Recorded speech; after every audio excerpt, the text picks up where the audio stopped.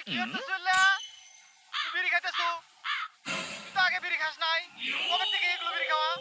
হ্যাঁ তোর বাপের মান সম্মান থাকবো যে রুহুলের বেটা বিড়ি খায় এই গ্রামের লোকজন যদি জানতে পারে যে রুহুলের বেটা বিড়ি খায় হ্যাঁ তোর বাপের মান সম্মান থাকবো মানে কব কি রুহুলের বেটা বিড়ি খায় মানে কব আজকে তুই বিড়ি খাসু মানে কি কব জানো মানে কব রুহুলের বেটা গাঁজা খায় মদ খায় আরো